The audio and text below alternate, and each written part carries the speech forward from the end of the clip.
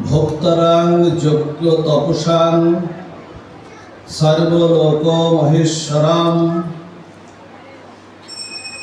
সুহৃদং সর্বভূতানাং জ্ঞাতলাং শান্তি নিঃসতি।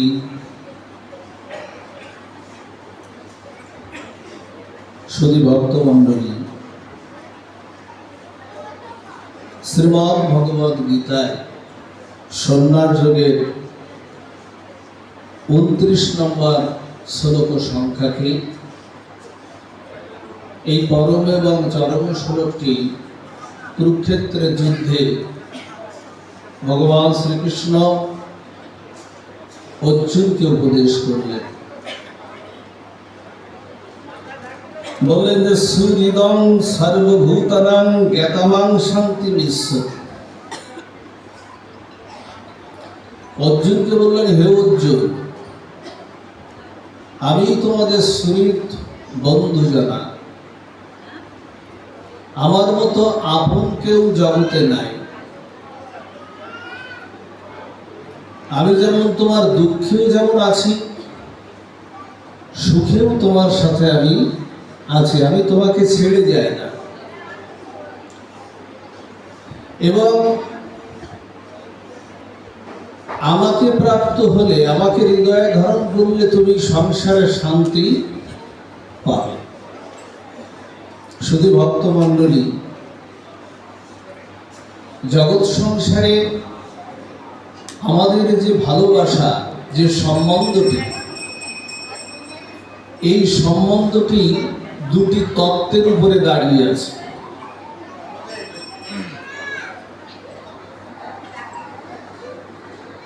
জগৎ সংসারে, খেয়াল দিন না কথাগুলো, জগৎ সংসারে আমাদের যে সম্বন্ধটি আমরা গড়েছি, যে ভালোবাসাটা জাগতিক জগতে আমাদের বোঝায়, এই সম্বন্ধটি দুটি তত্ত্বের উপরে দাঁড়িয়ে আছে। একটি তত্ত্ব হলো অনিত্যতা, আরেকটি হলো স্বার্থপরতা। বলছেন স্বার্থপরতাটা কি? বলছেন জগতের যে ভালোবাসাটা, এর মধ্যে স্বার্থ নিহিত আছে, দেয়া নেয়া আছে, তাই সম্বন্ধটা আছে। যেটা দেয়া নেয়া থাকবে না, সেই সম্বন্ধটি আমাদের আর কারোর সঙ্গে আমরা বজায় রাখতে আমরা পারবো না, থাকেও না জগতে। এখন শাস্ত্র বলছে, যদি কাউকে ভালোবাসতে গিয়ে যদি তোমার তার ভিতরে সুপ্ত স্বার্থ কামনা নিহিত থাকে, সেটাকে ভাগবত ভালোবাসা বলছে না। ভালোবাসা এ জগতে হয় না। ভালোবাসাটা চিন্ময় লোকের বস্তু, এ জগতের না। ভালোবাসা এ জগতে যা দেখি এটা কাম। প্রেমটা, যে প্রেমের কথা আমরা জাগতিক জগতে বলি, এই প্রেমটা এ জগতে হয় না। প্রেম চিন্ময় লোকের বস্তু। যদি কাউকে ভালোবাসতে গিয়ে সেই স্বার্থপরতা, সুপ্ত কামনা যদি কিঞ্চিত পরিমাণেও থেকে যায়, তাহলে সেটাকে ভাগবত ভালোবাসা বলছে না। এটা হলো স্বার্থপরতা একটি। আরেকটি হলো অনিত্যতা। অনিত্যতা মানে যা কখনো নিত্য না, যার ক্ষয় আছে, লয় আছে, ধ্বংস আছে, পতন আছে, তাকেই বলে অনিত্যতা। এই যে আমাকে দেখছেন না, আমি কিন্তু শৈশবে এরকম ছিলাম না। শিশুকালে আমি এইরকম ভাবে ছিলাম না। শিশু থেকে কৈশোর হলো, কৈশোর হলো যৌবন হলো, এখনো আস্তে আস্তে ধাবিত হবো আরেকটা দিকে। দেখুন, জগতে সবসময় আমাদের অনিত্যতায় আমাদের লেগে আছে। আজকে যে শিশুটি, আমি হাত বাড়ালে যে শিশুটি আমার দিকে ঝাঁপিয়ে পড়তো, আমি এরকম দুহাত প্রসারিত করলে না, ছোট্ট শিশুটি আমার কোলে ঝাঁপিয়ে পড়তো, সেই শিশুটি বড় হয়ে সেই পিতার দ্বারে হয়তো একবারও যায় না। আছে না জগতে এইরকম? যে শিশুটিকে আমি হাত বাড়ালে ঝাঁপিয়ে পড়তো, চিন্তা করতো না যে আমি পড়ে যাব কিনা, আমি মাটিতে পড়ে যাবো কিনা, হাত বাড়ালেই আমার দিকে ঝাঁপিয়ে পড়তো। সেই শিশুটি আমি যখন বৃদ্ধ হব, সেই শিশুটি বৃদ্ধকালে আমার খোঁজ খবরও তেমন ভাবে রাখবে না। এই জন্য আমাদের পূর্ব আচার্যগণ বলছে, দেখুন ভাগবত কিন্তু বোঝার জিনিস, যদি একটু বোঝা যায়। পূর্ব আচার্যগণ বলছে, তুমি এমন একজনের সঙ্গে সম্বন্ধ করো যে তোমার এই ইহলোকেরও যেমন সঙ্গী হবে, তোমার পরকালেও তোমার হাত ধরে সেই অজ্ঞান আধার যাত্রা পথে তোমাকে পথ দেখিয়ে তোমাকে নিয়ে যাবে। এমন একজনের সঙ্গে তুমি সম্বন্ধ করো। কি বলছেন শ্লোকটায়? সুরগাং সর্বভূতানাং জ্ঞাতাবাং শান্তি বিশ্বতি। বলছে এমন একজন সুরীর সঙ্গে সঙ্গ করো যিনি সর্বভূতানাং, সর্বভূতে যিনি বিরাজমান আছেন, তার সঙ্গে সঙ্গ করো, যিনি আমার ইহকালেরও সঙ্গী, যিনি আমার পরকালেরও সঙ্গী। তিনি হলেন আমাদের শ্রী সচ্চিদানন্দময় শ্রী ভগবান। আজকে আমাদের আলোচনার বিষয়বস্তু হলো ভগবানই আমাদের একান্ত আপনজন। এই বিষয়ের পরে আমরা যৎকিঞ্চিৎ আস্বাদনে আমরা ব্রতী হওয়ার চেষ্টা আমরা রাখব। শুধু ভক্তমণ্ডলী, জগতে দেখবেন কর্তব্য আর অবশ্যই কর্তব্য, দুটি তত্ত্ব এখানে আছে। কর্তব্যটা কি? কর্তব্যটা হলো সংসার সমাজের প্রতি আমাদের যে সবার যে কর্তব্য রয়েছে, দায়িত্ব রয়েছে, এটাকে কর্তব্য বলা হয়েছে। দায়িত্ব আমাদের যা কিছু রয়েছে এটা কর্তব্য বলা হয়েছে, এটা আমাদের করতে হবে। কিন্তু অবশ্যই কর্তব্য কি? অবশ্যই কর্তব্য হলো দেবদুর্লভে মনুষ্য জন্মে অবশ্যই কর্তব্য হলো শ্রী ভগবানের ভজন করা।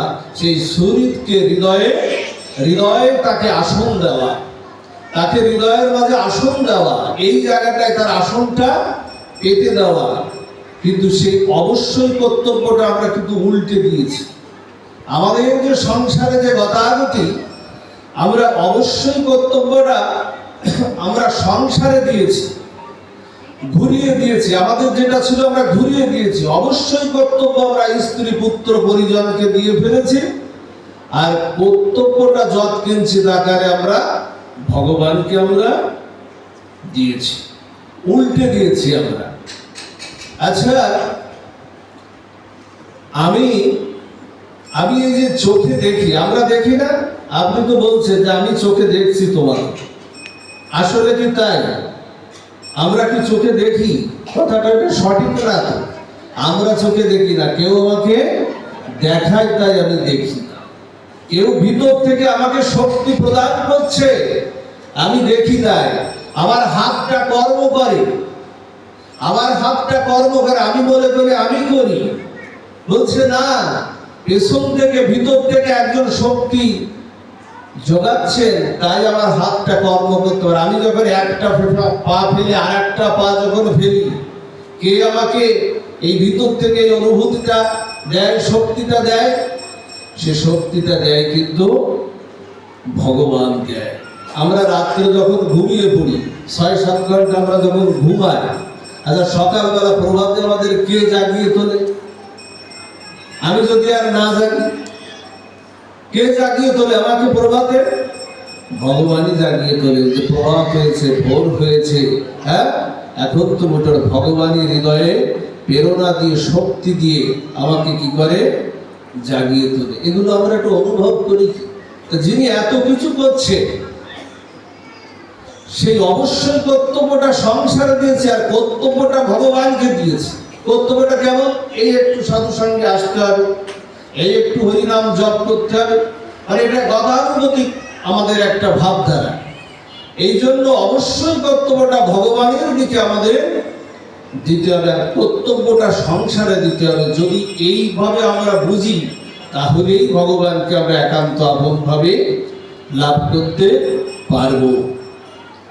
মা শ্যামা সঙ্গীতে বললেন না, সকলই তোমারই কর্ম, ইচ্ছাময়ী তারা তুমি, তোমার কর্ম তুমি করবা, লোকে বলে আমি করি। তিনিই তো করছেন। সেই জন্য ভগবানকে আমাদের একান্ত আপন করে নিতে হবে। যেদিন ভগবানকে আমাকে একান্ত আপন করে আমরা নিতে পারবো, দেখবেন সংসারের সব কিছুকে তিনি আমাদের রক্ষা করছেন। গীতায় ভগবান বলছেন না, ক্ষিপ্রং ভবতি ধর্মাত্মা সশান্তি নিগচ্ছতি তন্তপতি জানিহি নামে ভক্ত প্রণশ্যতি। গীতায় তো ভগবান এটা বলছেন তন্তপতি জানিহি, বলছেন কেউ যদি আমার শরণাগত হয়, আমাকে সুহৃদ বন্ধু হিসেবে তার হৃদয়ের আসনে যদি তিনি রেখে দেয়, তাহলে কি হয়? তন্তপতি জানিহি নামে ভক্ত প্রণশ্যতি, ওই ভক্তের সব কিছুকে আমি নিজেই আমি রক্ষা করি। এই জন্য ভগবানকে আগে আমাদের জানতে হবে, বুঝতে হবে। ভজন তো পরে, আগে ভগবানকে আমি জানবো, তারপরে ভজন। কিভাবে জানবো ভগবানকে? ভগবানকে আমি জানবো কিভাবে? আবেগের দ্বারা, হই হুল্লোড়ের দ্বারা ভগবানকে জানবো? বলছে না, এই উত্তর গীতায় দিয়েছেন ভগবান। বলছে আমাকে জানতে হবে জ্ঞানের দ্বারা, তত্ত্বের দ্বারা, অন্যভাবে আমাকে জানা যাবে না। গীতায় ভগবান বলছে না, জন্ম কর্ম চমে দিব্য বেবং যো ব্যক্তি তত্ত্ব ত্যাক্তা এবং পুনর্জন্ম নৈতি মামেতি সহ অর্জুন। বলছে হে অর্জুন, আমার এই দিব্য কর্ম আর জন্মের কথা কেউ যদি জানে, কেউ যদি অনুভব করে, আমার এই দিব্য কর্ম এবং জন্মের কথা যদি কেউ অনুভব করে, বলছেন ত্যাক্তা এবং পুনর্জন্ম নৈতি মামেতি সহ অর্জুন, বলছেন তারা এই জগতে, এই দুঃখময় এই জগতে তাকে আর আসতে তাকে আর হয় না। এই জন্য তাকে আমাদের জানতে হবে। কে ভগবান? ভগ মানে কি মা? ঐশ্বর্য। বান মানে কি? অধিকারী। যিনি ঐশ্বর্যের অধিকারী তিনি তো ভগবান, নাকি? যিনি সকল ঐশ্বর্যের অধিকারী তিনি তো ভগবান। ভাগবতে দেখবেন, পুরাণে বলছে কে ভগবান? বলছেন সমগ্র ঐশ্বর্য বীর্যস যশস্র শ্রীয় জ্ঞান বৈরাগ্যশ্চ স্বর্ণ ভগবী কিঙ্গনা। বলছেন যার মধ্যে সমস্ত জগতের সমস্ত ঐশ্বর্য, যার মধ্যে সমস্ত বীর্য, সমস্ত বল, সমস্ত শ্রেয় প্রেয় সবকিছু যার মধ্যে আছে, তিনি হলেন ভগবান। সেই ভগবানকে যদি আমরা উপলব্ধি না করি হৃদয়ে, তিনি তো আমাকে ভালো রাখবেন, তিনি তো আমাদের সুখ দুঃখে আমাদের সাথে থাকবেন। একথা আমরা বুঝেও বুঝি না। সংসারের পিছনে আমরা ছুটে বেড়াই, কিন্তু ভগবানকে হৃদয় আসনে আসন পেতে আমরা দেই না। ভগবান বলছেন কি জানেন?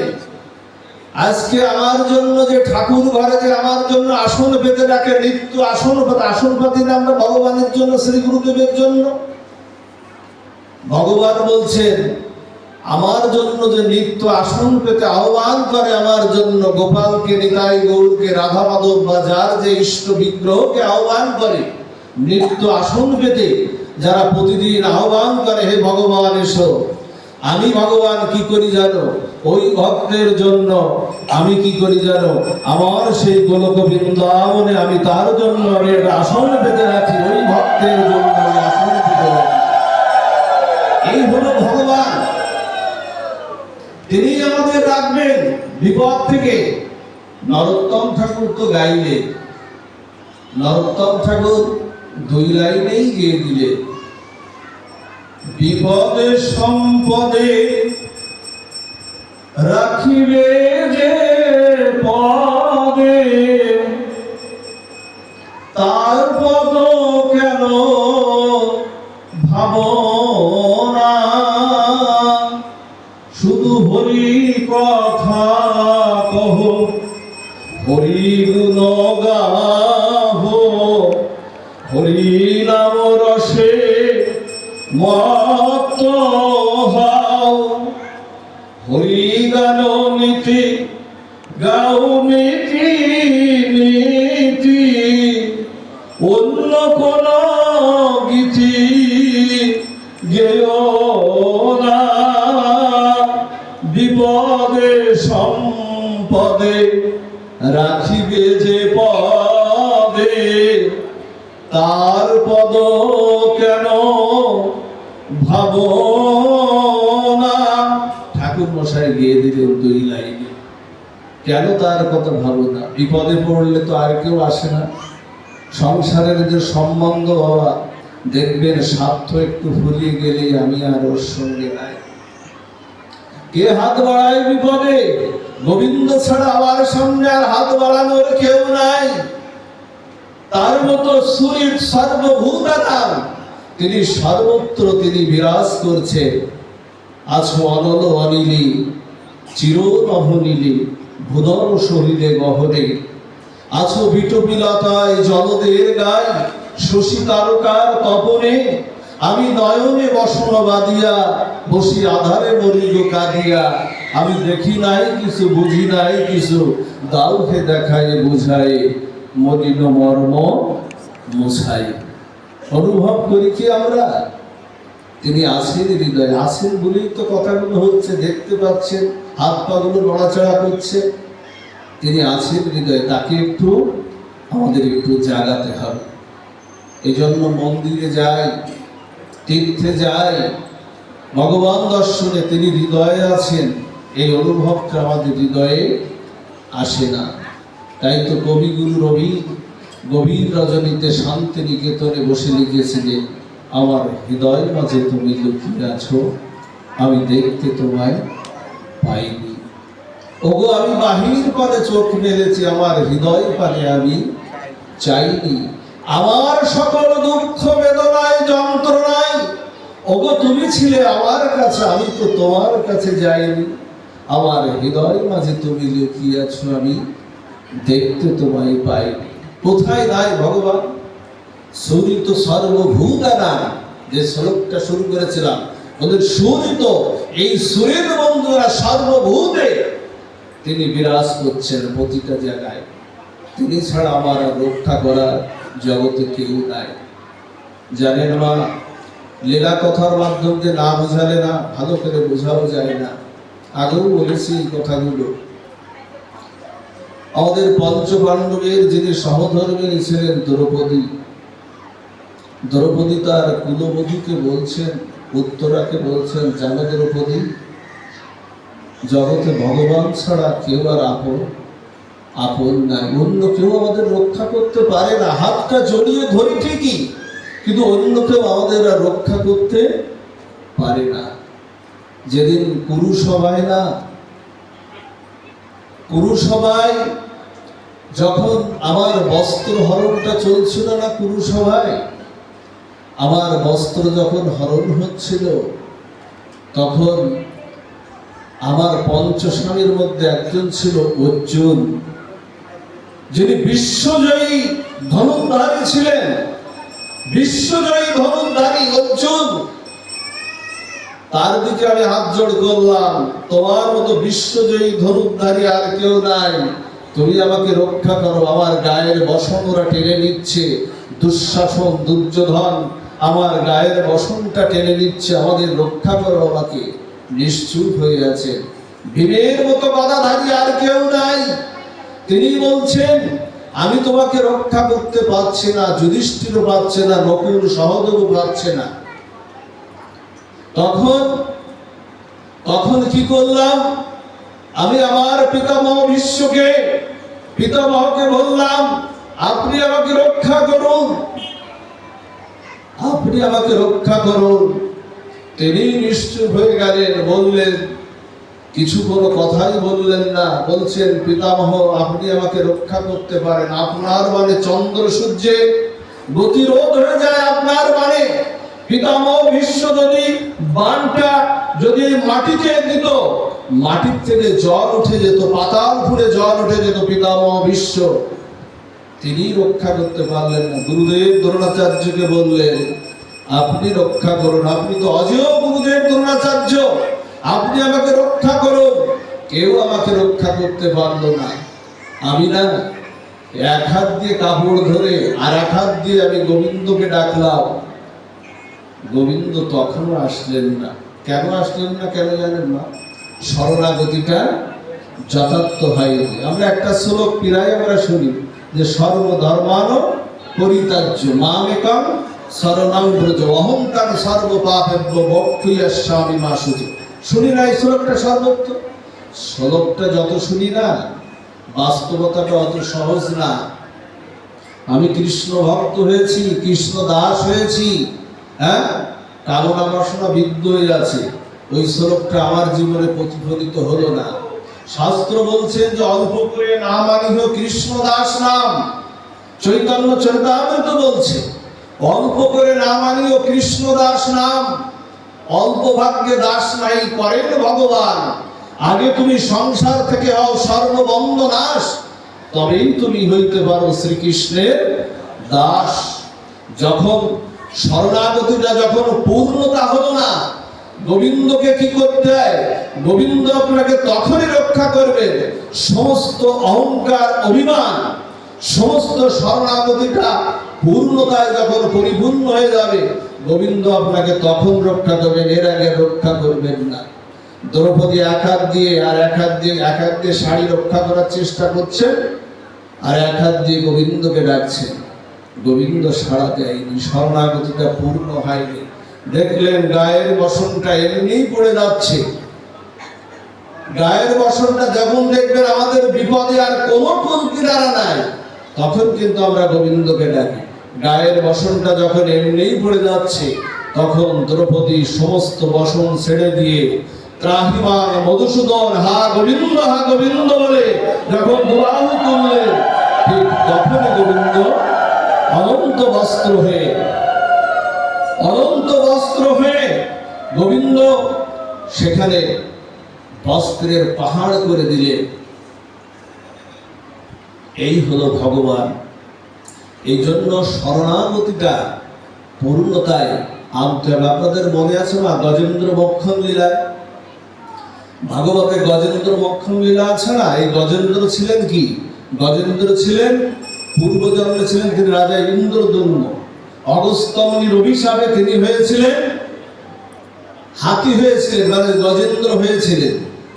গজেন্দ্র যখন হয়েছিলেন, আর এই হাতি যখন স্নান করতে গিয়েছিল সরোবরে, তখন এক কুমির তার পা ধরে টেনে নিয়ে যাচ্ছে। ওই কুমিরটা আসলে কুমির ছিল না, ও ছিল হুহু নামে একজন গন্ধর্ব।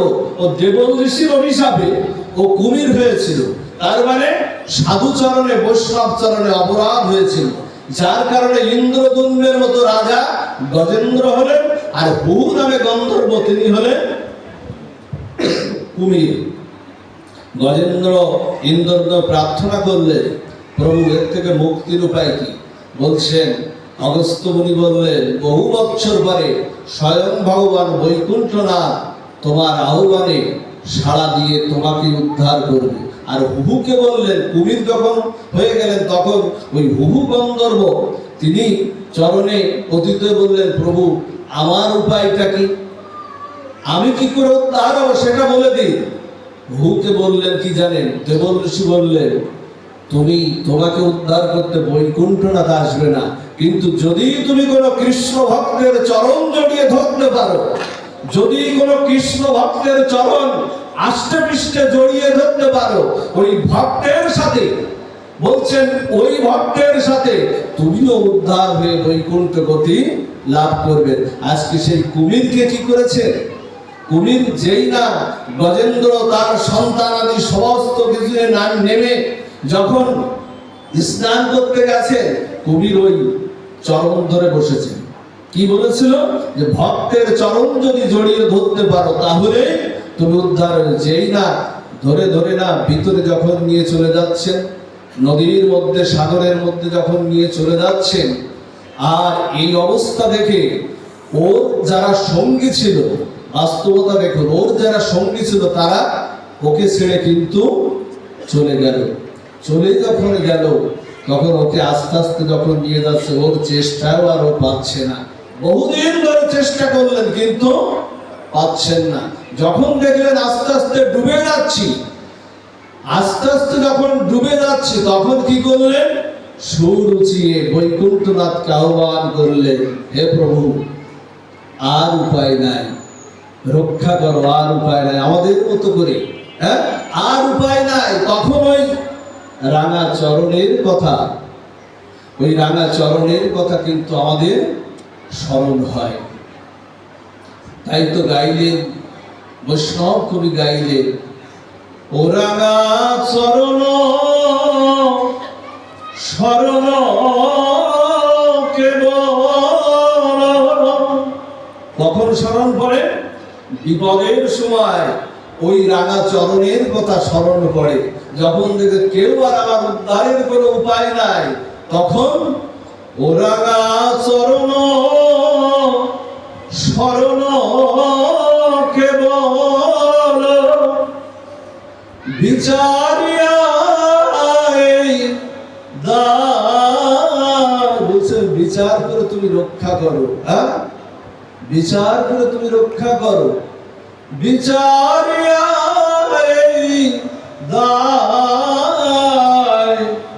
উদ্ধার করিয়া লহ দিন বন্ধু তোলো আপন চরণ নৌকায়। উদ্ধার করিয়া লহ দিন বন্ধু, আছে কি ভগবান ছাড়া সামনে কেউ আছে? উদ্ধার করিয়া লহ দিন বন্ধু তোলো আপন চরণ নৌকায়। তোমার চরণ অমৃত সেবন করাইয়া মোরে রাখো। তোমার চরণের যে অমৃত না প্রভু, প্রার্থনা করছে, রাত তো নাই, আমাকে টেনে নিয়ে চলে যাচ্ছে, ওই অমৃত সেবন করিয়ে আমাকে রাখো। তোমার চরণ অমৃত সেবন করাইয়া মোরে রাখো। এ রাধা মোহন ক্ষত বিকাইন তোমার যে দাস গণনাতে লিখ। শ্রী গুরু বৈষ্ণব তোহারি চরণ শরণ না কইন আমি। বিষয় বিষম বিষভারমণি খাইজ হইয়া কামি। সেই বিষে মরে জারিয়া মারিল। ওই বিষে, কোন বিষে? যে বিষটা সংসারে, যে বিষটা আমরা সংসারের মধ্যে আপাতত যে সুখ স্বাচ্ছন্দ্য যেটা মনে হচ্ছে, এটা সংসার আপাতত ভালো লাগে, কিন্তু এর মধ্যে বিষয় বিষম বিষ ভালো মানি, সেই বিষকে আমরা গ্রহণ করেছি। এই জন্য বিপদে ভগবান ছাড়া আমাদের আর জগৎ সংসারে আমাদের আর কেউ নাই। জানেন না ভগবান কত বড় কৃপাময়, করুণাময়। এই যে এখান থেকে যখন পাঠ করে যখন রাত্রে যখন বাড়িতে ফিরব না, বাড়িতে ফিরলে আমাদের ভগবান আমার চোখে নিদ্রা দিয়ে বলবে, ওরে কৃষ্ণ কথা বলে এসছিস, ভক্তের চরণ দর্শন করে এসছিস, তুই ঘুমা, তুই ঘুমা, আমি জেগে আছি, তোর হৃদয় মাঝে পাহারাদার হয়ে আমি জেগে আছি। আমি যদি ঘুমিয়ে পড়ি না, তোর ঘুম আর ভাঙবে না। আমি যদি ঘুমিয়ে পড়ি, আরো কি জানো মা, এ কথাটা বলতে হৃদয় দুমড়ে মুচড়ে যায়। আমরা যখন মারা যাই না, মারা গেলে দেখবে আমাদের পুত্র পরিজন সংসারের স্বজনরা আমাকে কি করে জানেন মা? আমাকে ছড়ালাট দিতে দিতে বের করে দেয়। সংসারে শ্মশানে দেখবেন 4টা খুঁটি আছে, ওই চারটা খুঁটি কিন্তু চারটা খুঁটি না, ওটা ধর্ম অর্থ কাম মোক্ষের প্রতি, যা সংসারে আমাদের ঘুরে ফিরে আসে, যার মধ্যে আমাদের গতাগতিটা হয়েছে সংসারে ঘুরে ফিরে আসে। ওখানে যখন সব ধাওটা, আমার সব ধাওটা যখন দিয়ে ওরা দাহ করে না, তখন সব ধাওটা দাহ করে ওরা কলসিতে করে, একটা কলসিতে করে জল নিয়ে বলে, ধুয়ে দিয়ে বলে, সবাই উড়াল দিয়ে একজন ওই কলসিটা ভেঙে দাও আর সবাই স্বস্ব গৃহে প্রত্যাবর্তন করো।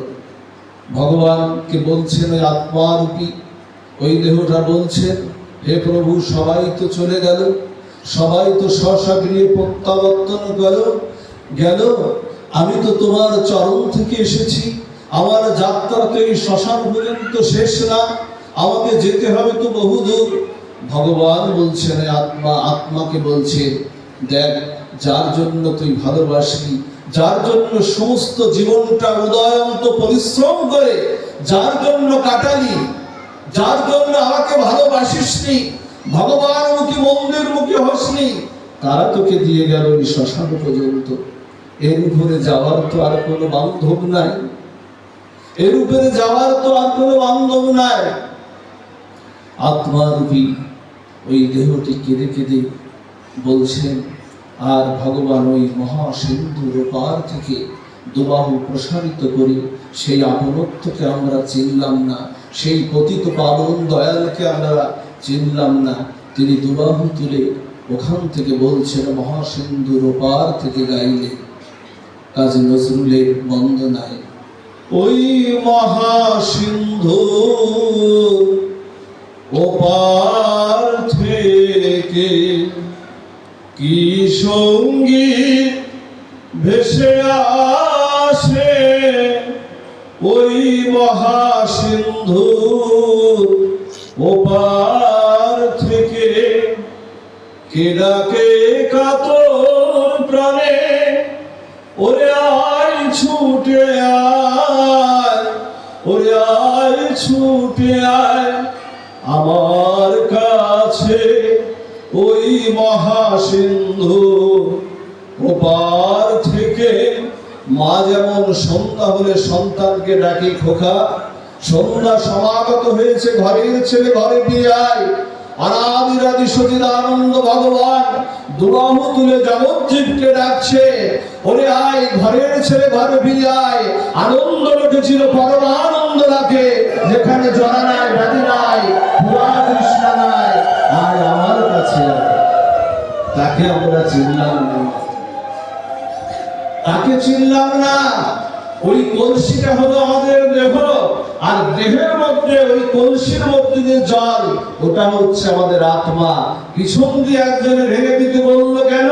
কখন যে কাল, কখন যে কাল আমার এই দেহ থেকে আত্মাটা নিয়ে যাবে, এর তো কোনো গ্যারান্টি নাই। এই জন্য কি বলছেন? এই জন্য বলছেন ভগবানের শরণাগতি যাও, পিছনে আর কেউ ফিরে যেও না। এই জন্য শরণাগতিটা করো। এই জন্য ভগবানকে ভালোবাসা ছাড়া আমাদের উপায় নাই। সংসারে ভালোবেসে ব্যথা পাননি, দুঃখ পাননি, এখানে একজন আছেন গো, সংসার থেকে দুঃখ পাননি, যন্ত্রণা পাননি, দিন শেষে বঞ্চনা পাননি, এমন একজন কোনো না কোনো দুঃখ আমরা পাই। কেন জানেন মা? আমাদের আপনার দৃষ্টান্ত দিচ্ছে, আপনার কোনো প্রার্থিত বস্তু, খেয়াল দিন, আপনার কোনো প্রার্থিত বস্তু মানে কোনো চাওয়া বস্তু, এই বস্তুটা আছে পূর্ব দিকে, মানে আপনি যেটা চাইছে সে বস্তুটা হলো পূর্ব দিকে, কিন্তু আপনি পশ্চিমে যাচ্ছেন, পারেন তো সেই বস্তুটা পূর্ব দিকে রয়েছে আপনার সেই চাওয়া বস্তুটা, কিন্তু আপনি পশ্চিমে গিয়ে খোঁজ করছেন, পাবেন না। সুখ আছে ভগবানের ভজনে, ভগবানের ভজনে সুখ আছে। আমরা সুখ খুঁজে বেড়াই সংসারে, স্ত্রী পুত্র পরিজন বৃত্ত বৈভবের মধ্যে আমরা সুখ খুঁজে বেড়াই। নরোত্তম ঠাকুর তো বলেই দিলে যে সংসারে তুমি সুখ বলে দেখো যাবে তুমি, সে তোমায় দুঃখ দেওয়ার তরে আছে সুখের আকৃতি ধরে। দেখবেন সুখের আকৃত সে তোমায় দুঃখ দেওয়ার তরে। আপনার এই যে পূর্ণিমার স্নিগ্ধ জ্যোৎস্না আলোয় যদি এই নদীকেও আপনারা পার হন, দেখবেন জ্যোৎস্নার স্নিগ্ধ আলোয় ওই যখন ঢেউগুলো আসতে পড়ছে আর আলোয় দূর থেকে মনে হচ্ছে যে কে যেন শত শত মন চাঁদি রূপা গলিয়ে একেবারে ওখানে ঢেলে দিয়েছে, কতই দেখতে বড় মনোরম সুন্দর লাগে। আচ্ছা ওই দৃশ্যটা দেখে আপনি আপনার মনটা প্রসন্ন হলো। যেই না ওটাকে নিয়ে আপনি যখন গায়ে মাখতে যাবেন, ওই জলটাকে নিয়ে গায়ে মাখতে যাবেন, দেখবেন বালি আর বালি, শেষে স্নান না করে আর শুদ্ধ হওয়ার উপায় নাই। এই জন্য সংসারে যে ভজনটা আছে এর মধ্যে সুখ নাই, সুখ আছে ভগবানের ভজন। জানেন সংসারের সুখটা একটু দেখুন, কেমন দেখুন। আমাদের এক রাজা ছিলেন, সেই রাজার নাম হলো গোত্রহরি রাজা। ভারতবর্ষের এক মহান রাজা গোত্রহরি রাজা। এই গোত্রহরি রাজা এমন এক প্রজাবৎসল রাজা, ন্যায়পরায়ণ রাজা, একেবারে রামচন্দ্রের মতো শাসন করতেন। মানুষ বলে না যে রামরাজ্য, সংসারটা একেবারে রামের সংসার। এই জন্য ওই রাম রাজ্যের মতো শাসন করতেন। একদিন হয়েছে কি, একজন ওনার ওই রাজ্যের মধ্যে এক বনে বসে একজন সাধু তপস্যা করছে। খেয়াল দিন, বনে বসে সাধু তপস্যা করছে। সাধু যখন তপস্যা করছে, হঠাৎ করে একজন দেবতা এসে এখানে উপস্থিত। দেবতা হয়ে উপস্থিত হয়ে তখন বলছে, সাধু বাবা আপনার তপস্যায় খুব সন্তুষ্ট। এখন সাধু বাবা তো আর ওনার তপস্যা, দেবতার তপস্যা তো আর করছে না। উনি এসে বলছে আপনার তপস্যায় খুব সন্তুষ্ট। বলছে আপনি? বলছে আমি দেবরাজ ইন্দ্র। দেবরাজ ইন্দ্র বলছে আপনাকে এই ফলটা গ্রহণ করতে হবে। এরকম একটা ফল দিয়ে বলছে আপনাকে ফলটা গ্রহণ করতে হবে। তো বলছে দিয়ে কি হবে ফলটা দিয়ে? বলছে আপনি অযুত বৎসর কাল বাঁচতে পারবেন। সাধু বলছে যে আমি তো অযুত বৎসর কাল বাঁচতে চাই না, আমি দ্রুত ভজন করে গৌর গোবিন্দের চরণে আমি চলে যেতে চাই, অযুত বৎসর কাল আমি বাঁচতে চাই না। তা বলছে না, আপনার এই ফলটা নিতে হবে। তখন দেবরাজ ইন্দ্র অনুরোধ ওই ফলটা গ্রহণ করলেন। সাধু গ্রহণ করে চিন্তা করছেন আমি এই ফলটা নিয়ে কি করব? যার অযুত বৎসর কাল বাঁচার দরকার, প্রজাবৎসল রাজা গোত্রহরি রাজাকে এই ফলটা দিতে হবে। এখন কি করলেন, ওই ফলটা রাজদরবারে গিয়ে রাজাকে দিলেন। রাজাকে দিয়ে বললেন আপনি তো প্রজাবৎসল রাজা, আপনার বেঁচে থাকা খুব জরুরি, এই জন্য আপনি ফলটা গ্রহণ করুন, গ্রহণ করে আপনি রাজ্য পরিচালনা করুন। রাজা চিন্তা করছেন, দেখুন ভালোবাসাটা কোথায় গিয়ে ঠেকলো। রাজা চিন্তা করছেন গোত্রহরি রাজা, এটা গল্প না কিন্তু ভাগবতের একটি লীলা। গোত্রহরি রাজা চিন্তা করছে, দেখবেন সংসারে আমরা যে যাকে ভালোবাসি, আপনত্বটা যার যার সাথে থাকি, সম্বন্ধটা যার যার সাথে, ভালোবাসাটা যার সাথে যার থাকি, ভালো একটা জিনিস নিলে কিন্তু তার কথাটা মনে পড়ে, যদি ওকে দিতে পারতাম, সে সন্তান হোক আর স্ত্রী হোক আর যেই হোক। এখন রাজা চিন্তা করছেন যে যার অনুপ্রেরণায় আমি রাজ্য পরিচালনা করি, সেই রানীমাকে যদি এই ফলটা দেওয়া যেত, তার অনুপ্রেরণায় তো আমি এটা করি। রানীমাকে ডেকে রানীমাকে ওই ফলটা দিলেন। রানীমা চিন্তা করলেন কি আমি এই ফলটা নিয়ে কি করব? রানীমার সম্পর্ক ছিল ওই গোত্রহরি রাজার যিনি অশ্বারোহী, ঘোড়ার যিনি চালক, যিনি তার রথের যিনি চালক ছিলেন, ওই অশ্বারোহী সেই যুবকের সঙ্গে সম্পর্ক ছিল। রানীমা চিন্তা করলেন এই ফল নিয়ে আমি কি করব, বরং ওর যৌবন থাকলেই তো আমার লাভ। এখন রানীমা চিন্তা করলেন ওই ফলটা আমি ওই যুবককে দেব। ওই যুবক কিন্তু ফলটা গ্রহণ করবে, বলছে তুমি না ওই ফলটা। ওই যুবক চিন্তা করলেন ওই যুবক আবার ভালোবাসতো ওই রাজ্যের যিনি রাজনর্তকী নেশেকে আনন্দ দান করতো, ওই রাজনর্তকীকে আবার ওই যুবক ভালোবাসতো। ও চিন্তা করছে যে আমি এই ফলটা নিয়ে কি করবো, বরং আমি যাকে ভালোবাসি এই ফলটা তাকেই দিই। ও কিন্তু ওই ফলটা তাকে দিল। এখন রাজনর্তকী বা চিন্তা করছেন ওই ফলটা পেয়ে, দেখুন ফলটা পেয়ে চিন্তা করছেন যে আমার মতো পাপিষ্ঠ জীবনে তো আমার যে কৃতকর্ম, আমার জীবনে তো উদ্ধার হওয়ার কোনো উপায় নাই, তো অন্তত মৃত্যুর আগে অন্তত একটা ভালো কাজ করে যায়। সেই ভালো কাজটা কি? মৃত্যুর আগে ভালো কাজটা কি? বলছে আবার বেশি দিন বেঁচে থেকে লাভ নেই, বরং এই রাজা যদি বেশি দিন বেঁচে থাকে রাজ্যের উপকারটা হবে। ও রাজার সাক্ষাৎ প্রাপ্তি হয়েছে, দত্তহরি রাজা বলছেন আমি আপনার সঙ্গে একটু দেখা করতে চাই। রাজার সঙ্গে তো সহজে দেখা করা যায় না, এখন সাক্ষাৎ প্রাপ্তি হয়েছে, রাজার অনুমোদন মিলেছে। রাজার কাছে গিয়ে নিবেদন করছেন যে আমি একটা ফল পেয়েছি, এই ফলটা আমি নিয়ে কি করব? আমার এই পাপিষ্ঠ দেহ নর্দমার পিঠে পড়ে থাকবে, এই ফলটা যদি আপনি গ্রহণ করেন তাহলে আপনি অযুত বৎসর কাল যদি বাঁচেন তাহলে আপনারই এই রাজ্যের লাভ। রাজা বললেন এই ফল তুমি কোথায় পেলে? পার্ট টু পার্ট বলছে, এইভাবেই ফলটা আসবে। রাজা কি করলেন জানেন? দত্তহরি রাজা কি করলেন? বলছেন সংসারকে আমি খুব ভালোভাবে কাছ থেকেই চিনেছি। আর না, উনি ওনার রাজমুকুটটা ওনার কোনো এক বিশ্বাসভাজন এক মন্ত্রীকে দিয়ে উনি কি করলেন? উনি মায়ের কাছে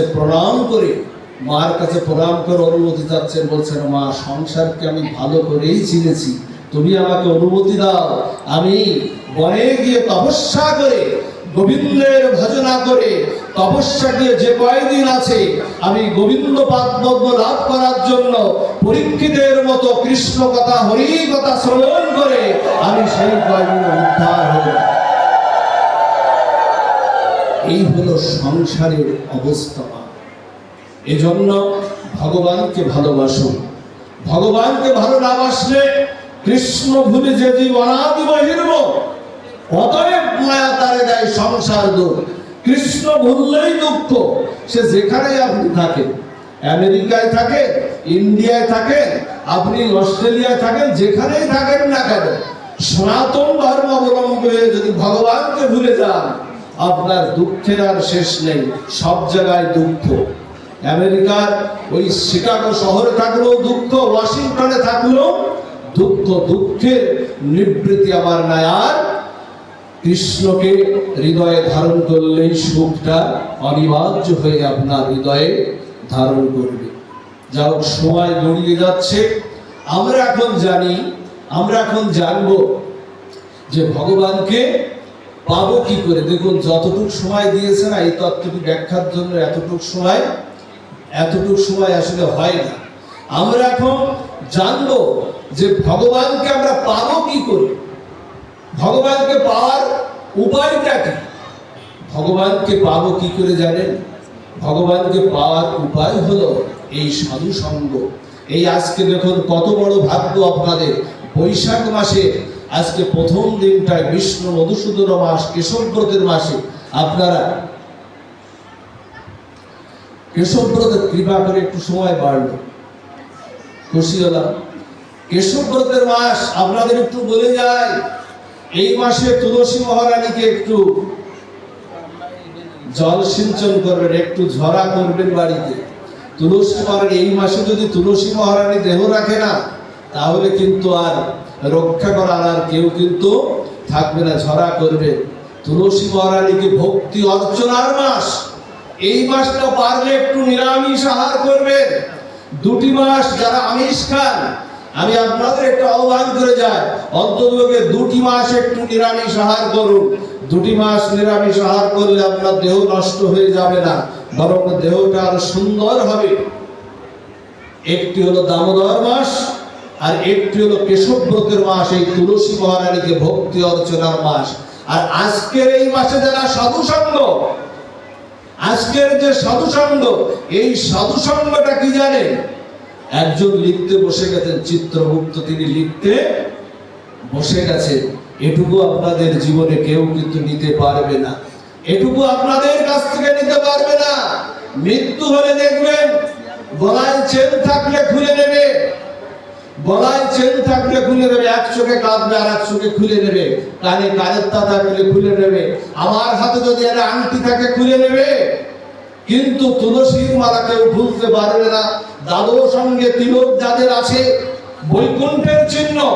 দাদুর সঙ্গে তিলক মানে এই দাদুর সঙ্গে তিলক ছাড়া কিন্তু কোনো ভগবত কর্ম আপনার কিন্তু সিদ্ধ হবে না। যে কোনো ভগবত কর্ম, পূজা করেন, আহ্নিক করেন, জপ করেন, এই দাদু সঙ্গে অন্তত পক্ষে লজ্জা লাগলেও যদি মনে করেন আমরা তো এইভাবেই বেড়াই, আমাদের এগুলো অভ্যাস হয়ে গেল, যদি বোঝেন আমার এগুলো একটু সমস্যা আছে, অন্তত পক্ষে গঙ্গা জল দিয়ে হলো দাদুর সঙ্গে তিলক, কেশবায় নম, নারায়ণায় নম, মাধবায় নম, গোবিন্দায় নম মুখস্থ করে ফেলবে। এইরকম বিষ্ণবে নম, মধুসূদনায় নম, ত্রিবিক্রমায় নম, বামনায় নম, শ্রীধরায় নম, পদ্মনাভায়। এই দাদুর সঙ্গে তিলক না হলে কোনো ভগবত কর্ম এটা কেউ নিতে পারবে না। এই জন্য আচরণ হলো সাধু সঙ্গ মানে কি জানে? আমাদের একটা ভুল ব্যাখ্যা আছে এখানে, আমরাও সেই ব্যাখ্যাটা, সাধু সঙ্গ মানে সাধুর সঙ্গে থাকা না। এখানে একজন সাধু আসলেন, এই সাধুর সঙ্গে থাকা মানে সাধু সঙ্গ না। সাধুর সঙ্গ হলো সাধুর আদর্শ গ্রহণ করা, সাধু সঙ্গ হলো সাধুর আচরণ গ্রহণ করা, তার শিক্ষা গ্রহণ করা, তাকে অনুকরণ করা। তিনি কি কি করেছেন? গলায় তুলসীর মালা দিয়েছেন, তিনি দাদুর সঙ্গে তিলক করেছেন, অনুকরণ করা। এই অনুকরণ করতে করতে একদিন আপনি নিজেও ভক্ত হয়ে যাবেন। অনুকরণ করতে হবে, অনুকরণ না হলে কিন্তু হবে না। কেমন জানেন?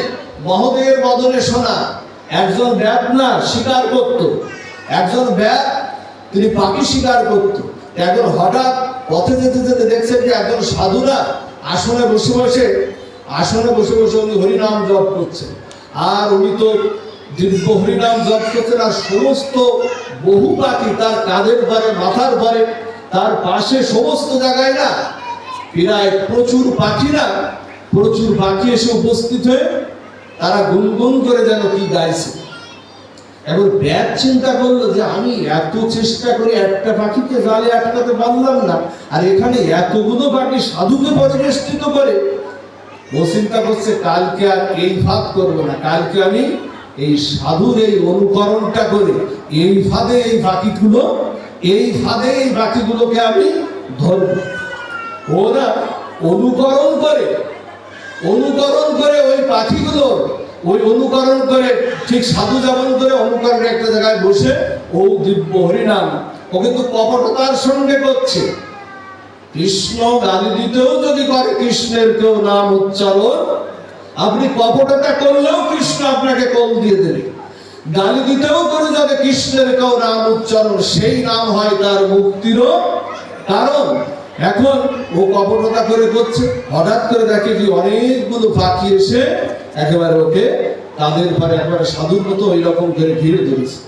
ও চিন্তা করলে এই তো সাধুদের বিশ্বাস করে, তো পাখিরাও বিশ্বাস করে সাধুদের।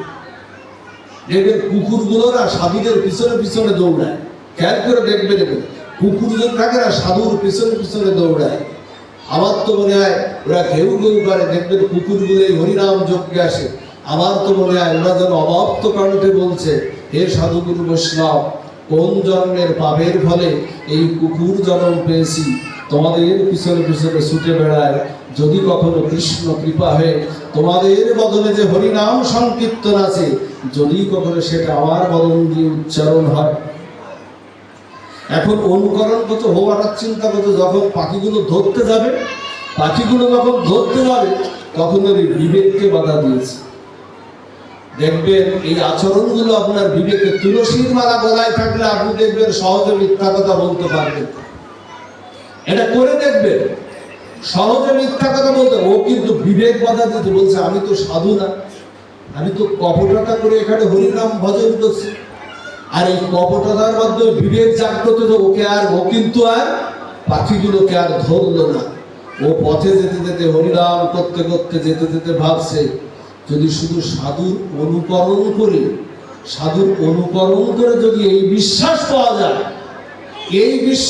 যায়, ভক্তের অনুকরণ করে যদি এই বিশ্বাস পাওয়া যায়, না জানি ভক্ত হলে আমি সেই পরমানন্দ ঘন, চিদানন্দ ঘন, সবচেয়ে আনন্দময় মূর্তিকে আমি লাভ করতে পারবো যদি আমি ভক্ত হতে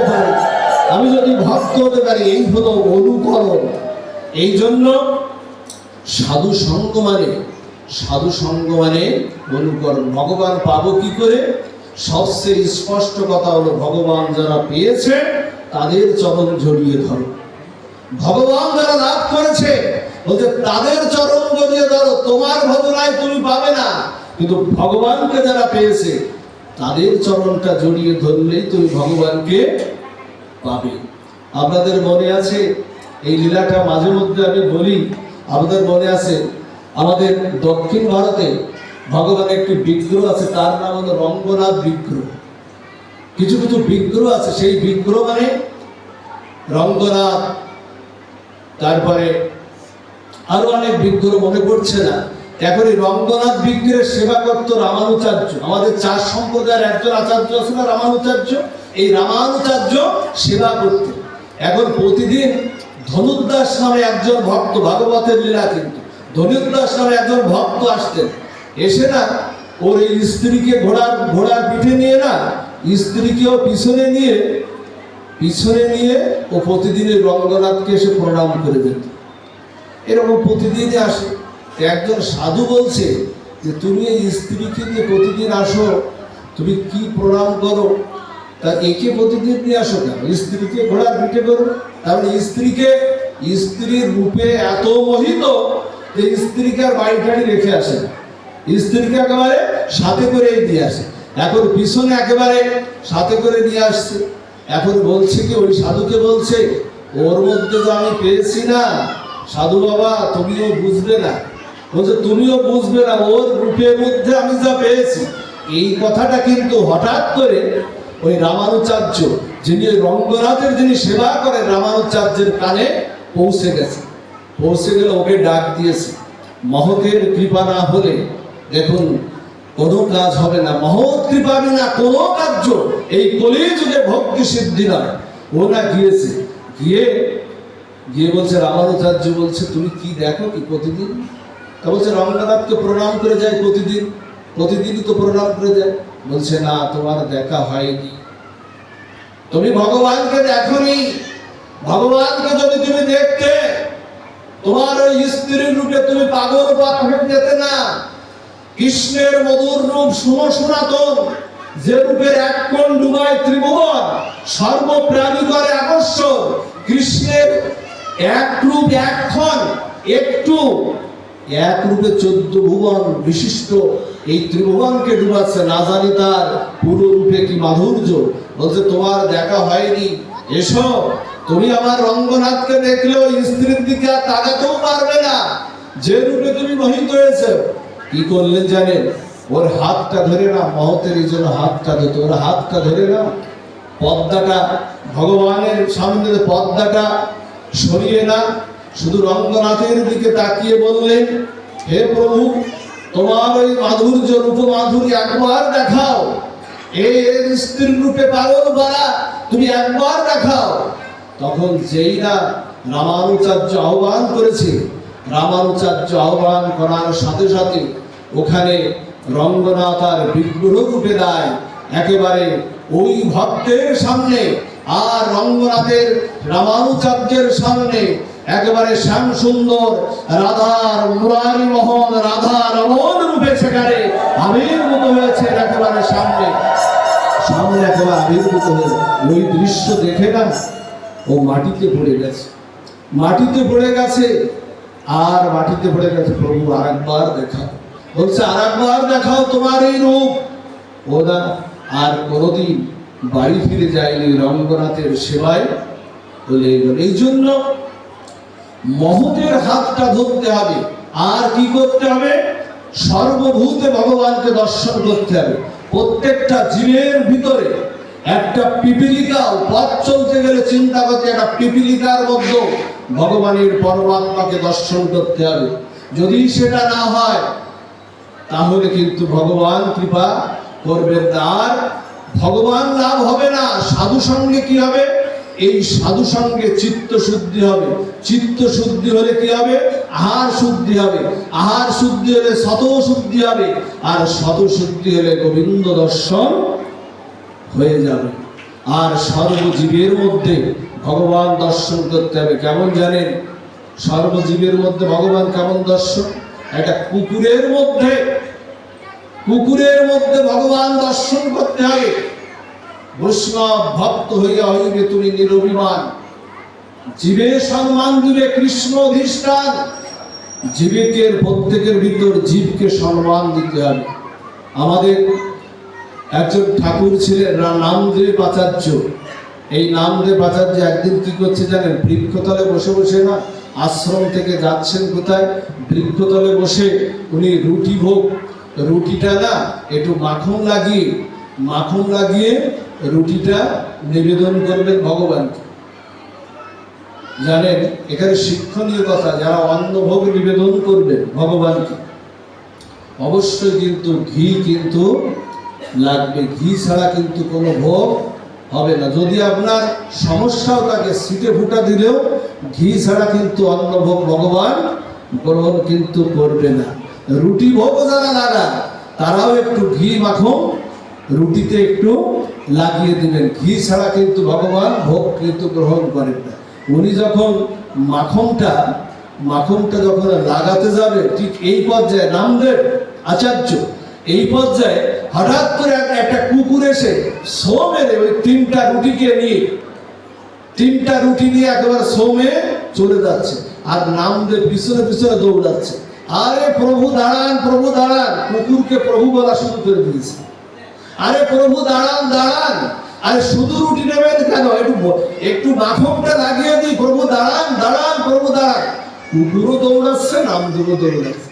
দৌড়াতে দৌড়াতে কুকুরই হাঁপসিয়ে গেছে, নামদেবের সাথে আর দৌড়াতে পারছে। যেতে যেতে না একটা জায়গায় দাঁড়িয়ে পড়েছে, বলছে প্রভু ওভাবে যে দৌড়াচ্ছেন কেন, আপনি রুটিগুলো দিন আমার কাছে, একটু মাখন তো লাগিয়ে দিন। মাখন না লাগালে পাবেন কি করে পাবেন? মাখন ছাড়া আপনি পাবেন কি করে? যখন এই মাখনটা দিয়ে না, ও যখন কুকুরটাকে যখন দিয়েছে না, তখন দেখে ওখানে আর কুকুরটা নাই, ওকে পরীক্ষা করছে। ওর সামনে শঙ্খ চক্র গদা পদ্মধারী বৈকুণ্ঠনাথ নারায়ণ সামনে একদম উপস্থিত হয়েছে। কুকুর নাই, ভগবান কে পাবে? নামদেব পাবে না আমি পাবো? ভগবান নামদেব পাবে না আমি পাবো?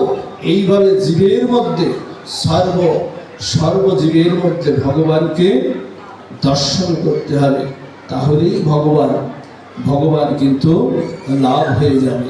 তা না হলে ভগবান কখনো লাভ হবে না। আর সাধু সঙ্গের আচরণ অনুকরণ যেগুলো আমাদের করতেই হবে। যে কথা বলছিলাম যে দাদুর সঙ্গে তিলক ছাড়া কিন্তু কোনো কর্ম, গলায় তুলসীর মালা, দাদুর সঙ্গে তিলক, এই যে মায়ের এখানে যারা, যে আমি এখানে বলি কাউকে লজ্জা দেওয়ার জন্য বলছি না, অনুকরণে কি করে যারা এখানে বাবারা প্যান্ট শার্ট করে এখানে বসে আছেন না, আমি কিন্তু কাউকে উদ্দেশ্য করে বলছি না, অন্যভাবে আবার নেবেন না।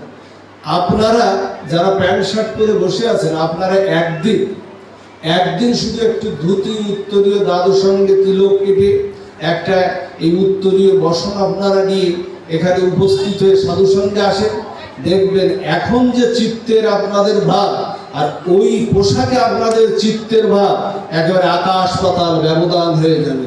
আমার কথাটা যদি বিশ্বাস না হয়, একদিন একটু কৃপা করে দেখবেন একেবারে সুন্দর হয়ে যাবে। যেমন হয়েছিল দত্তহীরা, 2 দিন গিয়েছিল না দত্তহীরা, 2 দিন যাওয়ার পরে কি হলো? 2 দিন যাওয়ার পরে বললো সাধুকে এভাবে তো সাধুকে ঘায়েল করা যায় না, তাহলে কি করতে হবে? বলছে সাধু যেমন তেমন করেই যায়, গলায় একটু তুলসীর মালা দিয়ে যায়। লক্ষ্যহীরার মতো বারাঙ্গনা পতিতা সারা জীবনকে ভজনা করেনি, তার যদি এই হয়, আমারও তো এত পাপ করিনি কেউ। গলায় একটু তুলসীর মালা দিয়ে যায়, গেরুয়া বসন করে যায়, দাদুর সঙ্গে তিলক দিয়ে যায়, তিলকটা দাদুর সঙ্গে দিয়ে যায়, আর খোপায় মালতী ফুলের মালা না একেবারে সুন্দর করে বৈষ্ণবের সাথে সেজে গেল। আর এই দিন হরিদাস ঠাকুর কি করলেন? উচ্চ স্বরে হরিনাম করছে, আর উচ্চ স্বরে হরিনাম কথা রূপে কৃষ্ণ কথা, কৃষ্ণ নাম লক্ষ্যহীরা হৃদয়ে গেল, হৃদয়ের চিত্ত শুদ্ধি হয়ে গেল। চিত্ত শুদ্ধি হওয়ার সাথে সাথেই আমার হরিদাস ঠাকুর সেখানে নাম দিলেন, আর নাম পাওয়ার সাথে সাথে সাধু মুখে হরি কথা হরিনাম পাওয়ার সাথে সাথে লক্ষ্যহীরা হৃদয় বিগলিত হলো। চোখে প্রেমশ্রু, নয়নে প্রেমশ্রু, ঠাকুরের চরণ ধুয়ে দিচ্ছে, হরিদাস ঠাকুরের চরণ দিয়ে দিচ্ছে, বলছে তুমি আমায় কৃপা করো। সারা জীবন এই অঙ্গ নিয়ে, এই দেহ নিয়ে কত রাজা জমিদারকে আমি পথে বসিয়েছি, কতজনকে পথের ভিখারি করেছি, কিন্তু তোমার এই হরি নামে যে আনন্দ, তোমার এই কৃষ্ণ নামে আনন্দ, এই আনন্দ পাইনি। হরিদাস ঠাকুর বললেন, তোকে কৃপা করবো বলেই আমি বেনাপুর পাটবাড়ির জঙ্গলে চৈতন্য মহাপ্রভু আমাকে এখানে রেখে দিয়েছে। যা পুকুর থেকে স্নান করে আয়, তোকে আমি দিব্য হরিনামে দীক্ষা দেব। তুলসী পাতা চানা চর্বণ করে নিত্য ভজন কর। একদিন হরিনাম করতে করতে সিদ্ধ হয়ে গেলে তোর চরণে বৈষ্ণবীর কৃপা নেওয়ার জন্য তোর চরণে বৈষ্ণবরা এসে মাথা ঠুকবে। মহত্ব হয়ে গেল লক্ষ্য হীরা, হয় না? এজন্য অনুকরণ, এটা হয় অনুকরণ, অনুসরণ, এগুলো আমাদের করতে হবে। সনাতন ধর্মের অন্ততপক্ষে এই সাধু সঙ্গে যখন আমরা আসবো, তখন আমরা একটু আমাদের ড্রেসগুলো বা এইগুলো আমাদের একটু পরিবর্তন করে যদি আমরা আসি, তাহলে আমাদের করুণাটা বেশি হবে। আপনারা আসলে আমি বাধা দিতেও পারবো না, কিন্তু করুণাটা, কৃপাটা আপনাদের বেশি হবে। দেখুন পরের দিন আপনি আর এই পোশাক ছাড়া আপনি আসতে পারছেন না, বিবেক জাগ্রত হয়ে গেছে, আসছে না। যা হোক, সময় গড়িয়ে যাচ্ছে, আমরা মহাপ্রভুর একটু লীলায় একটু প্রবেশ করেই আমরা পাঠ বিশ্রামে যাব। গৌর হরি হয়ে আসলেন, চৈতন্য মহাপ্রভু আসলেন কিভাবে? মা, এই কলি পাবন অবতার চৈতন্য মহাপ্রভু কি ভগবান হয়ে এসেছেন? না, ভক্ত ভাব অঙ্গীকার করে জীবকে ব্রজের সেই প্রেম শিক্ষা দেওয়ার জন্য তিনি এসেছেন। আসলেন কেন? কেন আসলেন? সুবর সখার সঙ্গে একটা লীলা করছেন ভগবান। আজকে মথুরার পাশে ভান্ডির বনে গিয়েছেন ভগবান শ্রীকৃষ্ণ, ভান্ডির বনে গিয়েছেন। ভগবান ওখানে চিন্তা করছেন, ভক্তরা আমার চরণ ধরে, আমার চরণে লুটোপুটি খায়, কিন্তু ভক্তরা আমার চরণ ধরে কি আনন্দ পায়। আমি আজকে একটা লীলা করে আজকে ভক্তের চরণ ধরে সেই আনন্দ আমি আজকে লুটবো, সেই আনন্দ লুটবো। কি আনন্দ আজকে পাই, আছে না? রাধারানীর চরণ দুটো ধরে চোখের জলে প্রক্ষালন করে দিচ্ছেন না? রাধারানী হলেন কৃষ্ণের গুরু, প্রেম গুরু।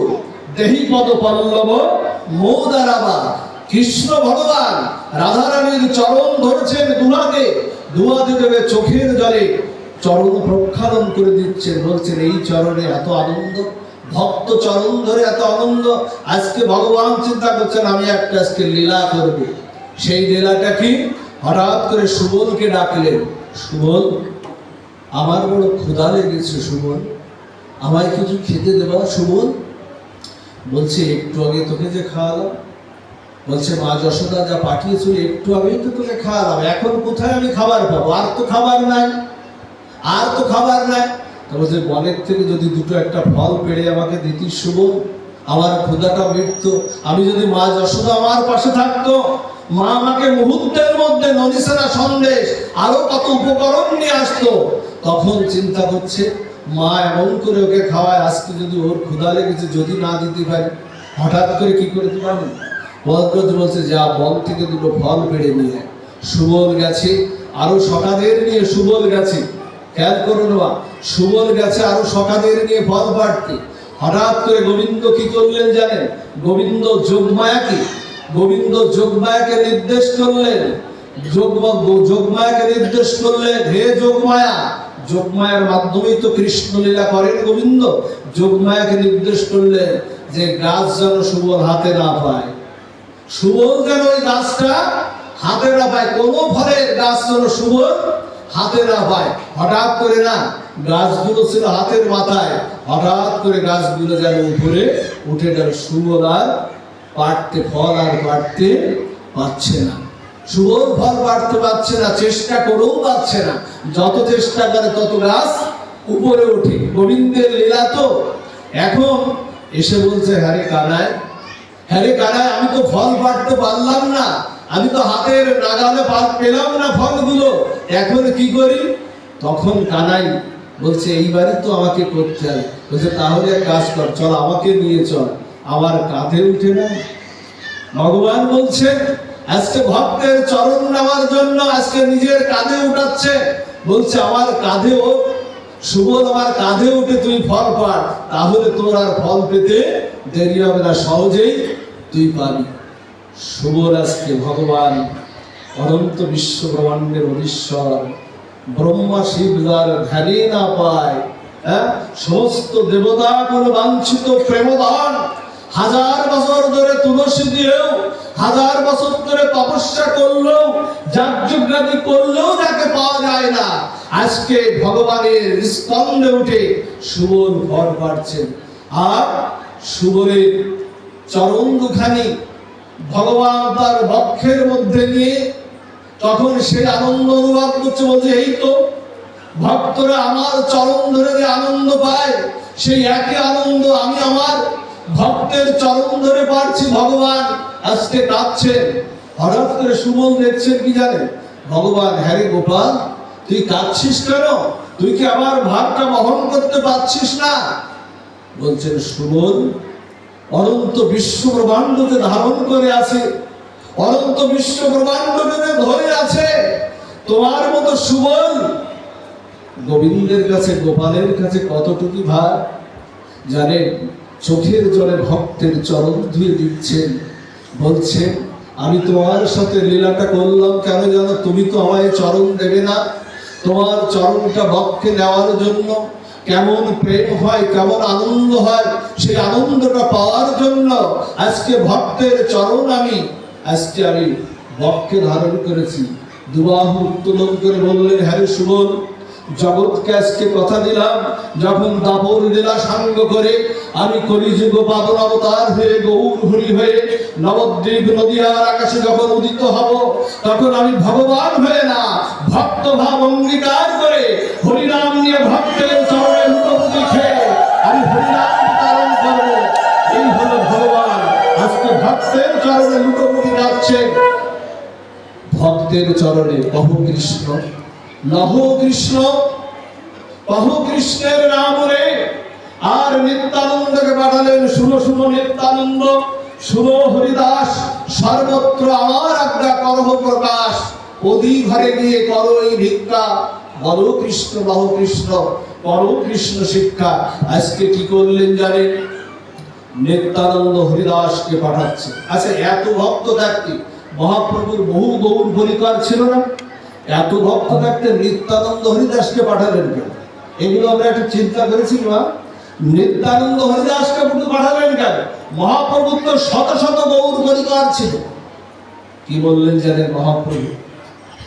মহাপ্রভু বললেন, হরিদাস তুমি আর নিত্যানন্দকে প্রেম দাও, বৈষ্ণব বুঝবো কি করে? যাহাকে দেখিলে, আপনাদের আগে প্রশ্ন আসে না, বৈষ্ণব আছে কিনা?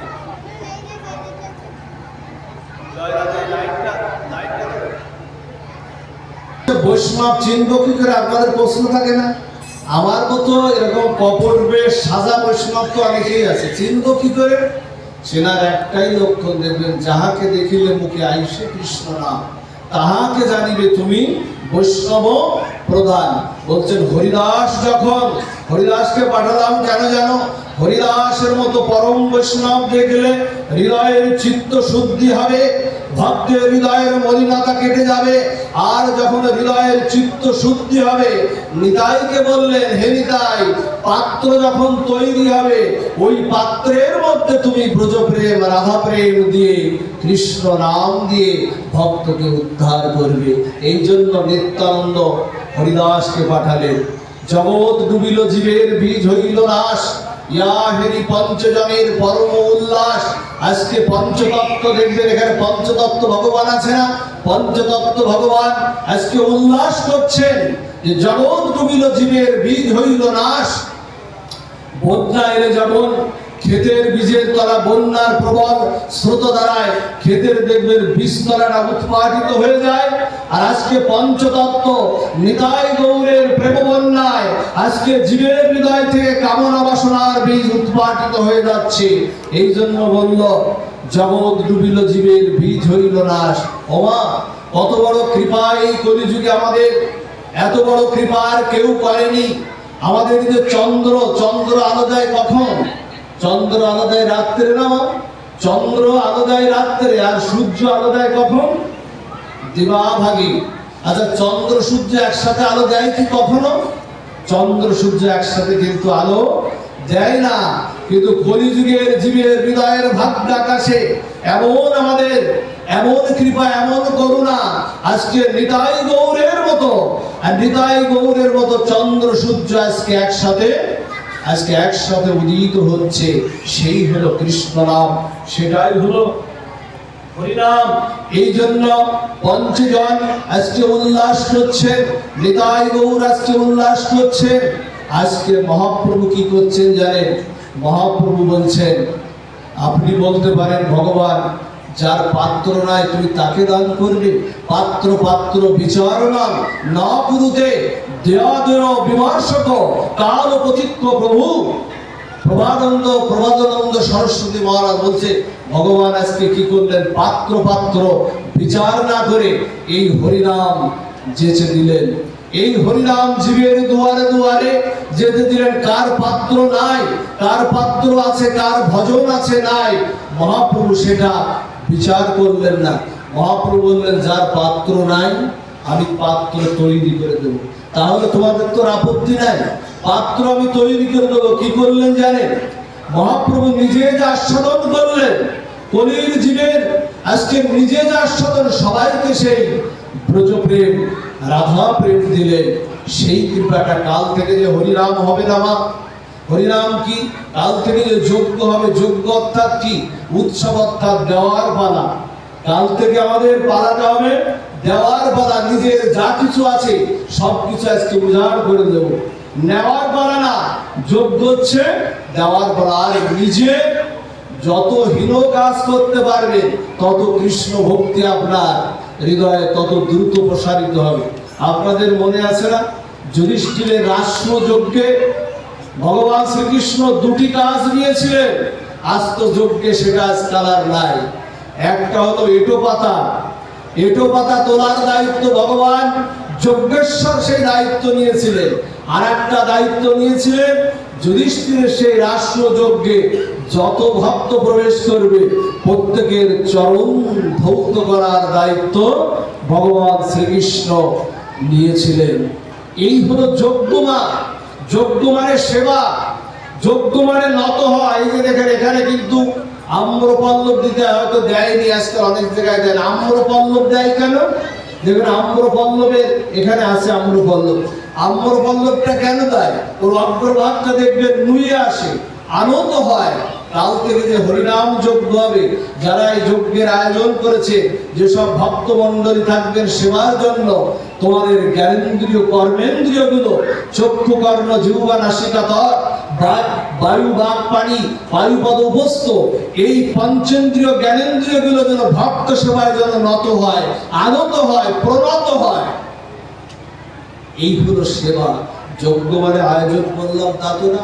ঘট স্থাপন হয়েছে না মা? এখানে ঘট স্থাপন হয়েছে না? শুধু ঘট স্থাপন করে গঙ্গা বরণ করে ঘট স্থাপন করলে হবে?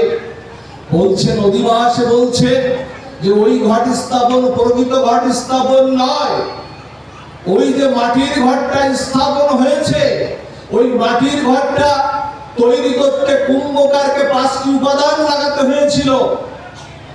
মাটি, জল, বায়ু, আকাশ, অগ্নি সবকিছুকে 5টি উপাদান। বিধাতা তোমার এই দেহটাকে 5টি উপাদান দিয়ে তৈরি করেছে। পার্থক্য কিছু হলো না? বলছেন ওই উপাদান দিয়ে তৈরি করেছে। বলছে ওই ঘট স্থাপনটা প্রকৃত স্থাপন নয়।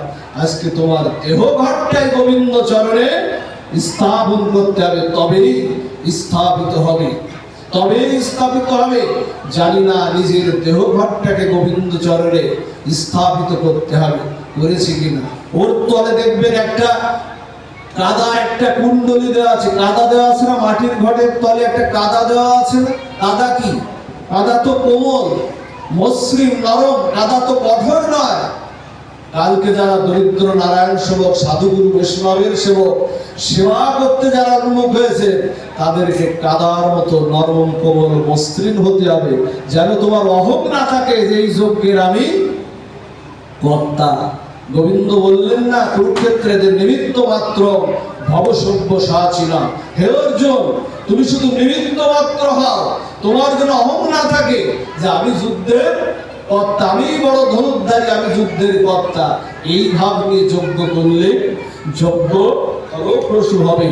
আর সব শেষে বলি, মা সময় গড়িয়ে যাচ্ছে, সব শেষে বলি সবাই হরিনাম জপ করো। আজকে এই শ্রীবাসাঙ্গীনাথ থেকে বলছেন শ্রীকৃষ্ণ নাম সংকীর্তন পরম বিজয়তে।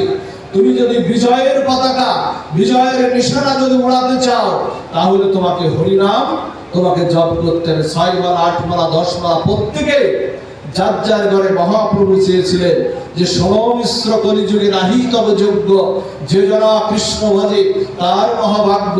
অতএব তুমি গৃহে কৃষ্ণ ভজ গিয়া, প্ল্যাটফর্মে কৃষ্ণ ভজার কথা মহাপ্রভু বলেছে যে শ্রীবাসাঙ্গীনাথ থেকে দীক্ষা নিতে হবে। মহাপ্রভু চেয়েছিলেন এই হরিনাম জীবের প্রত্যেক দুয়ারে দুয়ারে ছড়িয়ে পড়ুক, তাহলেই মহাপ্রভুর শান্তি হবে, মহাপ্রভুর চাওয়া পাওয়াটা পূরণ হবে। সেই হরিনামটা আপনারা কৃপা করে করুন। আর কাল থেকে যে হরিনাম হবে, এই হরিনাম শুধু কিন্তু মানুষ শ্রবণ করবে না, এই হরিনাম কুকুর, বিড়াল, যত জীব জন্তু, পাখি কুলি, আর এই বৃক্ষলতা দিয়ে, যে আশপাশে বৃক্ষলতা দিয়ে আছে না, এরাও কিন্তু এদের শোষণ ক্ষমতা দিয়ে, আমরা বুঝি না, এদের শোষণ ক্ষমতা দিয়ে এরাও কিন্তু শ্রবণ করবে। সবচেয়ে 2টি লাইন দিয়ে, সব শেষে 2টি লাইন দিয়েই পাঠ বিশ্রাম করি। কিভাবে শ্রবণ করছি? স্থবর জঙ্গমাদি হরি বলে নিরবধি। ওরাও স্থবর জঙ্গমাদি কীট পতঙ্গ বৃক্ষলতা কাল থেকে এখানে যে উচ্চ স্বরে হরিনাম হবে না, ওদের শোষণ ক্ষমতা দিয়ে ওরাও কিন্তু শ্রবণ করবে। তাই বলছে স্থবর জঙ্গমাদি হরি বলে নিরবধি, গোরা পেয়ে কি লীলা চমৎকার, নিতাই গৌরঙ্গ, নিতাই গৌরঙ্গ, নিতাই গৌরঙ্গ গদাধর। জীবেরও লাগিয়া সন্ন্যাস করিয়া রাধা ভাব করল মোরা অঙ্গীকার, আবার সন্ন্যাস করিয়া ওই নীলাচলে বসিয়া মহাপ্রভু 18 বৎসর রাধা বিরহে কাশী মিশ্রের সেই গম্ভীরায় আমাদেরকে কৃষ্ণ চৈতন্য প্রেম দিতে তিনি নাক বসেছেন। রাধা আমরা তার মূল্য দেব না? আমরা হরিনাম করে তার মূল্য দেব না? ওই সন্ন্যাস করিয়া ওই নীলাচলে বসিয়া রাধা প্রেম করলো গোরা প্রচার, নিতাই গৌরঙ্গ, নিতাই গৌরঙ্গ, নিতাই গৌরঙ্গ গদাধর। উত্তম অধম কিছু না বাসিল। মহাপ্রভু বাসলেন কে উত্তম, কে অধম, কে সুচি, কে মুচি, কে উঁচু, কে নিচু। বন্যায় খানার জল, খন্দের জল, পুকুরের জল, নদীর জল যেমন একাকার হয়ে যায়, মহাপ্রভুর সেই প্রেম হরিনাম বন্যায় প্রত্যেকে একাকার করে দিয়ে ভাসিয়ে দিলেন। তাই বলছে উত্তম অধম কিছু না বসিল, যাচিয়া দিলে কহে প্রেমানন্দ এমন গৌরঙ্গ হৃদয়ে ধরিয়া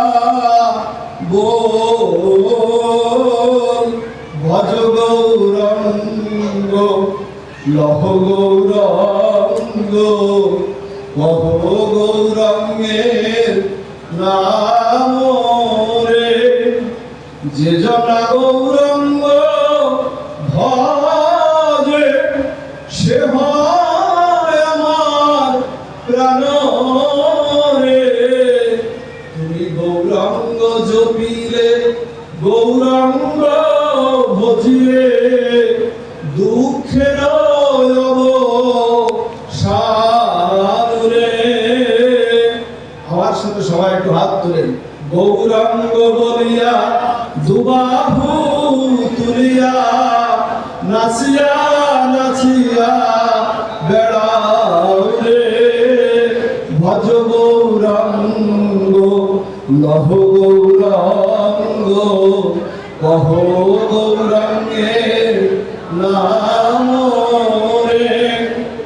সকালবেলা উঠে, প্রতিদিন সকালবেলা উঠে বিছানার পরে ভগবানকে প্রণাম করে গৌর হরির এই কীর্তন যদি হৃদয়ে যদি একটু অনুভব করা যায়, একটু গেয়ে ফেরানো যায়, সারা দিনটা ভালো যায়। গৌর হরির কৃপা হয়। গৌর নিতাই ভজলে গৌর পাবো, গৌর পেলে ব্রজে যাব, ব্রজে রাধা কৃষ্ণ পাবো। সেই যুগল উপাসনা তত্ত্ব আমরা পাবই পাবো। কাল থেকে সেই গৌরের প্রবর্তিত হরিনাম সংকীর্তন কাল থেকে কালে হবে। সবাই রাত জেগে থেকে হরিনাম করবেন। সবার হরিনামে কৃপা হোক।